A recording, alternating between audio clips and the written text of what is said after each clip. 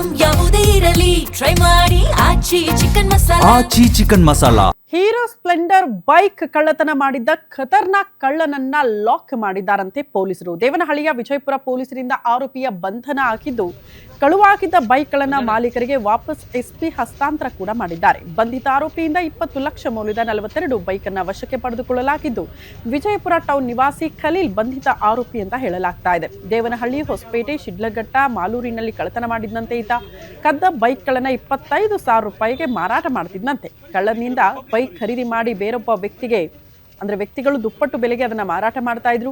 ಕಳ್ಳರಿಂದ bike ಖರೀದಿ ಮಾಡ್ತಿದ್ದ ವ್ಯಕ್ತಿಗಳ ವಿರುದ್ಧ ಕ್ರಮಕ್ಕೆ ಪ್ಲಾನ್ ಆಗ್ತಾ ಇದೆಯಂತೆ. ಕಳ್ಳತನ ಪ್ರಕರಣವನ್ನ ಸದ್ಯ ಭೇದಿಸಿರುವ ಪೊಲೀಸರಿಗೆ ಎಸ್ಪಿ ಚಂದ್ರಕಾಂತ್ ಪ್ರಶಂಸೆಯನ್ನ ವ್ಯಕ್ತಪಡಿಸಿದ್ದಾರೆ.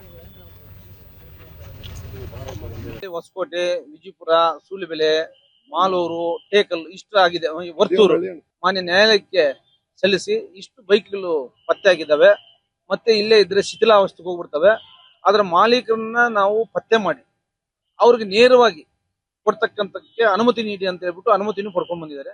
ಜಿನೈನಿಟಿ of the owner we are going to establish. Based on that we are going to hand over by taking undertaking. 6 ಜನ ಇದರಲ್ಲಿ ಇದ್ದಾರೆ ಅಂತ ಪರ್ಚೇಸ್ ಮಾಡಿದವರು ಅಂತ. ಈಗ ಅವ್ರನ್ನೂ ಸಹ ಕಾನೂನು ಕ್ರಮ